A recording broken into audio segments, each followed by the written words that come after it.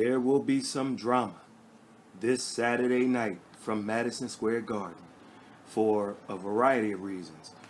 First of all, it's a return to the scene of the crime from less than 1 week ago, as replacement opponent Andy Ruiz Jr. or Ruiz Jr., take your pick, scored a massive upset over former unified champion, heavyweight champion Anthony Joshua. Also, it marks back-to-back major DAZN cards at the same venue, 1 week apart. That's also a little drama for you. And also, but the main reason, I should say, is the return of the drama show, the big drama show, as Gennady Golovkin. You know him as Triple G, or GGG, or simply G, takes on a guy named Rolls. And his last name ain't Royce, folks. Now, you might, or might not, have laughed at me joking about the guy's name, but remember just 1 week ago, Friday, when Andy Ruiz Jr. took his shirt off to weigh in, there was a lot of laughter by fans and media at his physique, a lot of snickering. And of course, speaking of snickering, his "I can't wait to eat a Snickers bar" comments were also met with a lot of laughter. He was a sideshow. And he, later on, Snickers, the company, sent him a tweet with one of their mottos. So who knows, he might get a deal, but it's all been funny. And it was all funny leading up to the fight. But nobody's laughing at Ruiz Jr. today, are they? And I say that for some reasons. Gennady Golovkin is in the final stretch of his career. But, and this week, he's made more comments about a rubber match with Saul Alvarez than about Steve Rolls. And during those comments, Golovkin went on to admit that Rolls is a stepping stone. He views him as a stepping stone toward a third fight with Alvarez. And I'm sure somewhere in the middle or back of Anthony Joshua's head, he viewed Ruiz somewhat the same, in anticipation of a unification fight with Deontay Wilder. And it didn't work out for him. So there are some interesting stories in this fight. First, will there be consecutive back-to-back upsets in the Garden? Consecutive weeks. Back-to-back upset. Also, Golovkin is 37 years old. And you ask, when will he hit that age window like all the greats of yesteryear? And he's not just 37. He's 37 years old with mileage. And what I mean by mileage is 37 with 42 professional fights, 37 with 350 amateur fights. Sooner or later, your body just can't produce, and a Steve Rolls type has the night of his life. And that's just how it happens. It's happened to so many. We look at a Ray Leonard who was only, what, 33 at the time, 34, and he ran into Terry Norris. Couldn't handle him. Couldn't do anything with him. We remember Mike Tyson when he fought Danny Williams, UK guy, and Danny folded a few times in his career, but he was younger, and I remember the press tour for that, where there was some laughing and joking at the weigh-ins and so on and so forth. And when the fight started, Mike Tyson came out like he usually does, and in one of the rounds he threw an uppercut or something that hurt Williams and drove him back to the ropes. And as he went on the attack, Williams survived and advanced. And in the next round, survived and advanced. And then the age and the wear and tear and so forth came to fruition, and Iron Mike became Aluminum Mike. So, and that was that. I mean, he went on and fought again, but that pretty much was the night he was finished, because he should, skill-wise and just whatever-wise, he should still beat, or was thought to be a guy who should still beat a Danny Williams at that time, and he didn't. So we don't know. We don't know what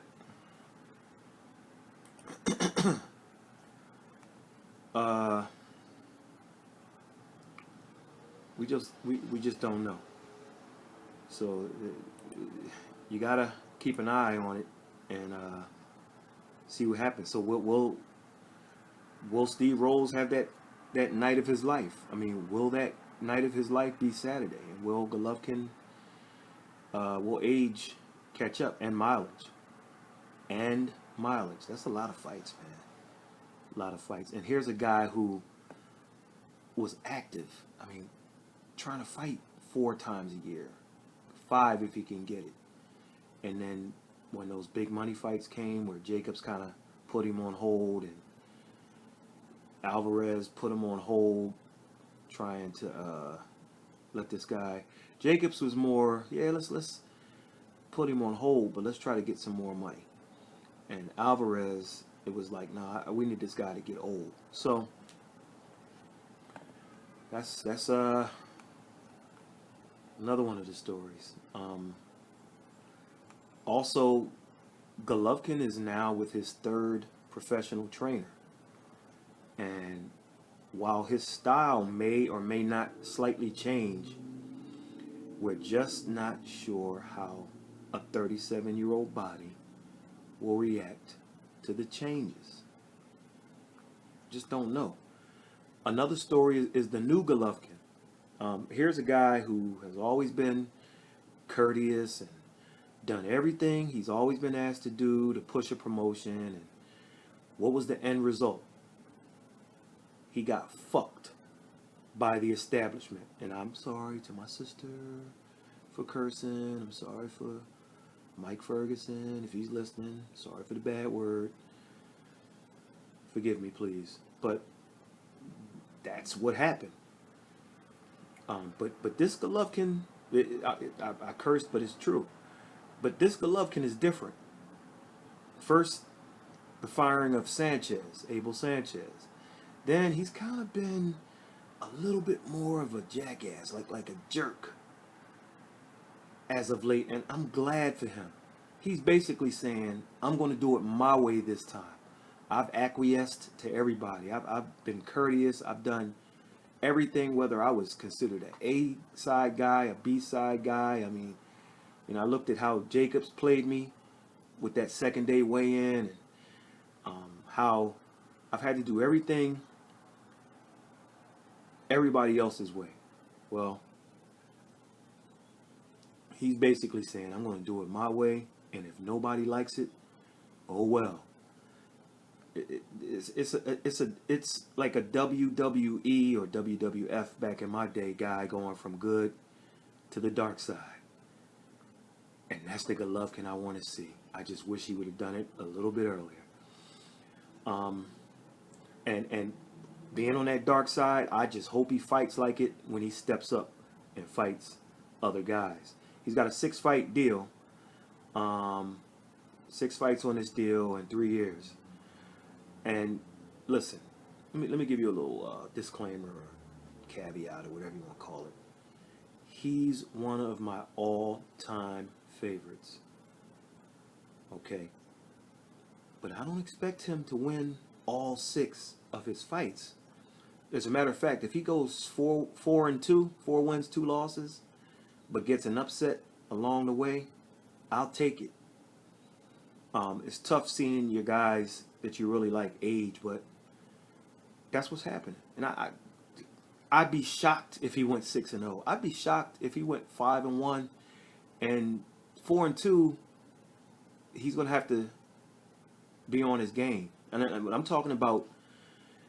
Okay, he's fighting roles. I like most people expect him to win. However, when he gets those Charlos or Andrades or Alvarez's or whoever it's going to be, the Callum Smith maybe at a catchweight, I don't know how it's going to work. I can't see him going against the competition I believe he's going to face and going better than 4-2. If he gets to 4-2, I'd take it. So back to the stories. I mean, Jonathan Banks says he's going to have G throw more punches instead of looking for one big punch. He says he's going to be on his toes and he's going to be moving his head, shortening up his punches, increasing the speed of contact. So if you look at the video below, and sometimes I forget to leave the video below, but eventually I'll put it up because it'll be like, oh, I knew I forgot something. Or it might be down there as you listen to my voice. But if you look at the video below, he has Golovkin fighting like the brothers. I mean, he's in there looking like Timothy Bradley Jr. or Julian Williams. I mean, just giving you a little head fake, giving you some feints or whatever. I mean, Jonathan, I don't know. We'll see. And I like that. Don't get me wrong. I like that style for Golovkin. The problem is, it takes a lot of energy to be on your toes, to throw more punches, to use all the extra head movement. If this was 2011, Golovkin, I'd be 100% with it. If it was the 2011 Gennady. However, this guy is 37. Maybe that style will look good against Rolls. Maybe it'll look good against a Jeff Horn or a Ryota Murata or a Rob Brandt. However, I've never been a fan of extra unnecessary movement. But let's give Banks a chance. Let's trust him on this one until we don't trust him. All right. The idea is to push for a September match against Alvarez. And I probably should have used the word trilogy instead of rubber match. The initial meaning of a rubber match, just for history's sake, is each guy has one win apiece. And then you have that rubber match to kind of decide who's going to win. So I'll say trilogy, because the trilogy just means the 3 fights. The rubber match, the original meaning of it, if I'm not mistaken, I'll correct if I'm wrong about that. I'll correct it in the next video, what have you. Is one win apiece. I don't think that happened. I thought Golovkin beat Alvarez twice. So Saturday has quite a few stories to look at. For the record, if he beats Rolls and fights Alvarez using the Banks style, I really like his chances. Like for one night and one fight only, I like his chances with that style against Alvarez. I really do. But they can't show too much on tape against Rolls if it winds up playing out that way and he does get the fight in December. Don't want to give Alvarez and them too much. So you might be thinking, well, he fought a certain way against Alvarez in the first fight, and he won at worst 8 rounds to 4. Notwithstanding Adelaide Bird and Donnie Trella coming to your area, calls him Caesarea, Donnie Trella. So, and then in the second fight, he went kind of a little more to his amateur style. He boxed, and people were like, "Oh, Canelo hurt him to the body. Oh, the fight was closer." And so I could see it going either way. The second fight. Well, first of all, if you cheat one way with the clenbuterol, like a cheater, if a cheater cheats one way and gets caught, or sort of caught, because a lot of people believe the tainted meat BS, then a cheater just finds another way to cheat. See, as far as the clenbuterol is concerned, listen, they know the dates of testing. So you start cycling earlier and cycling off a little earlier, and then you won't have those traces of whatever that exceed the level that they're looking for. All right. So there you have it. I mean, how many Mexican fighters do you know out there? How many are champions? There's a lot. And you think they don't eat meat in Mexico or even here? Anyway, he hurt Golovkin to the body because of those illegal hand wraps. He's allowed to stack. Stacking is not legal, but it's legal in this case. Okay, fine.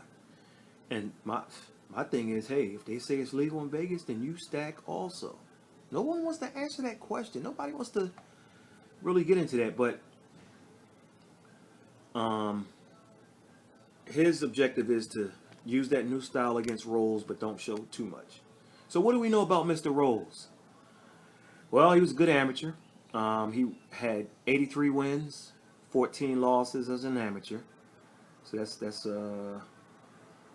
just about 100 fights or so. He's 5'10" with a 72-inch reach, so he matches up well with Golovkin. So what are some of the things he needs to do to be the king of New York 1 week after Ruiz? Well, Rolls has some good hand speed, and he punches in combinations.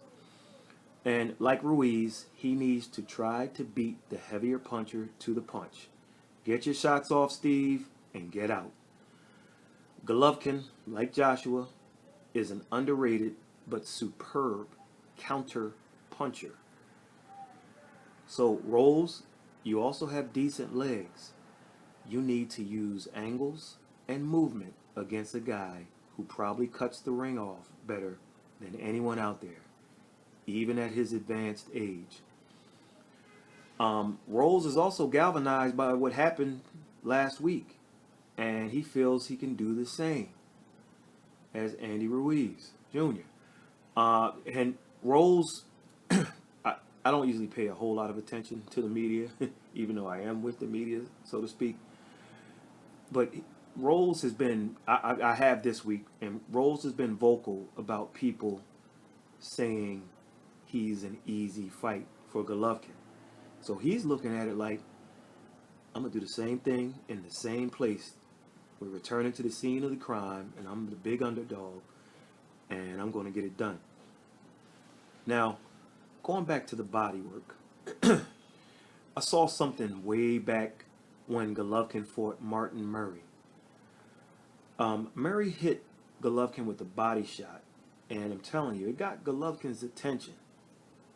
And if you were Rolls, test the body. Maybe you'll find something. Rolls likes, hey, listen, Rolls, because I know you're out there listening. You like finishing combinations with a hard hook to the body. Use it in this fight. You guys think these dudes don't listen to your channels? I'm telling you, I know for a fact, just by his reaction and just by his comments, that Terrence Crawford, he watches these YouTube stations, because he's saying, man, I mean, they out there saying such and such and such and such, and you go to a station and you're like, well, that's the only person that was saying it. That's the only channel that was saying it. So he's watching. I don't care how big your channel or how small your channel is.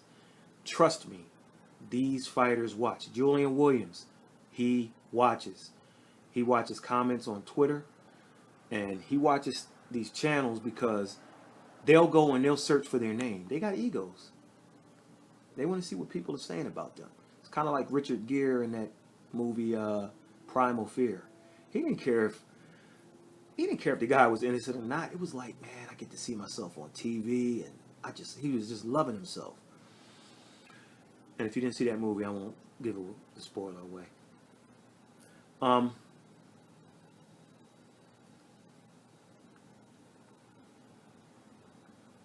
So, Steve, if Golovkin resorts to throwing that wide, looping overhand right, use that as an opportunity to get inside.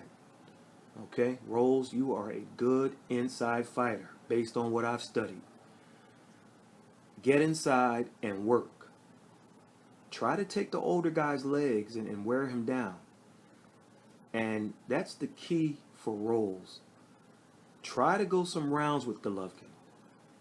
And while Gennady might think he's carrying you by working on things that Banks taught him in camp, you hang around. You save your strength and stamina for the stretch run. It's kind of like Danny Williams, going back to him, where Mike Tyson's punches start slowing down and Danny Williams went to work and took him out. You do these things, and maybe, just maybe, you'll be able to rally late for a monumental upset. For Golovkin, the key here may be to go more than 3 rounds, but it's a double-edged sword. It's a double-edged sword. And the double-edged sword is, don't give future opponents anything on tape they can exploit. Get your rounds in, but don't give them too much of Banks's style, because your goal is to jump to the ultimate fight in the division right after this one. So don't give him too much. As with every fight, Golovkin needs to set the table with one of the top 3 best jabs in boxing. Let Rolls know who is boss early on and put him in his place. You're a sparring partner, kid, and not on my level, Steve. That's the message. Secondly, listen to your coach, Gennady. You terminated your last guy. So don't do your own thing with your new guy. Take heed to his instructions. Show us some head movement. See if you can make Rolls, a guy with very good hand speed, miss with his punches. When Rolls gets off, he goes a bit wide with his punches. So be ready to counter him and cut his lights out. In the Keandre Leatherwood fight, Rolls throws some good jabs to the body. However, when he jabs to the head, and he's got good reach, he kind of either lazily throws it out sometimes, or he leans forward to tip off what's coming, while even reaching to throw it at times. And that has uppercut written all over it. And it's time for the world to see the Triple G uppercut land and hurt an opponent badly. Look for that opportunity. Golovkin, you do these things, Gennady, and you can talk to Sergio Mora after the fight about a third fight you covered so much with the middleweight champion of the world.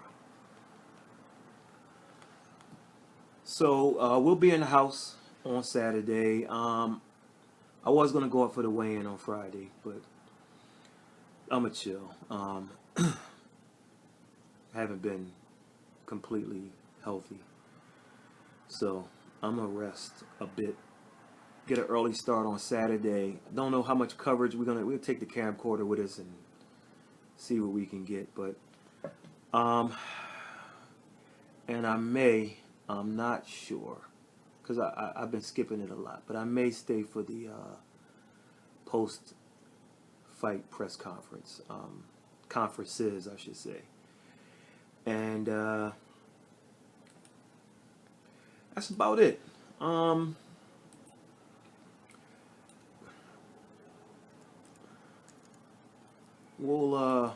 did want to go to that weigh-in too and be a part of the madness, but because I've seen Golovkin live, this will probably be my seventh. This is my seventh time, and and meaning it could be my last. I mean, he doesn't have that many fights. Who says he has 6 fights left? So, I don't know, but I'm gonna chill on this one. Knowing him, they'll bring him back out. They go east and west with him, so of course, west would be Alvarez or somebody else, but we'll see. And real quickly, so this is DAZN. They start a little earlier. I know the main event card starts at 9, but I think they start at 5:30 or something like that. I can't remember. I don't have it in front of me, but the main card, which would be the equivalent of showing 3 or 4 fights, I guess, like on a pay-per-view or something, if it was that, will begin on we'll begin at 9. Now you got some cross you got a fight in Reno, Nevada. Oscar Valdez faces the undefeated Jason Sanchez also. So, but DAZN kind of conveniently does stuff to kind of time it so that it's not conflicting with the main event. You got some good fighters with, I'll say, Russian blood on them, in them, I should say. The Israel Madrimov, and then the Ali guy. What's his name? Ali Akhmedov or something like that. You need to check these guys out. Ali is in a fight with another undefeated guy. We just don't know how that's going to go. One of them is 14-0, one of them is 15-0. He fights this kid from the Dirty South, Marcus McDaniel. He's from down there in Cajun country, and so we'll see. McDaniel has a few guys on his record. Some of the guys might be a little past it, like Brian Vera and what have you. And who am I forgetting?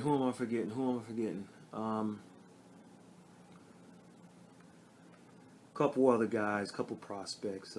Kid from Cleveland, Conwell. What's his name? Conwell. He's from Cleveland.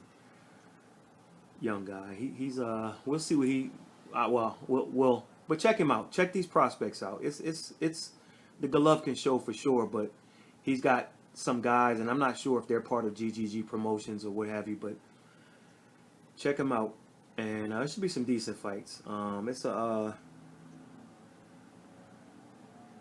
I think it's like an 8-fight card right now.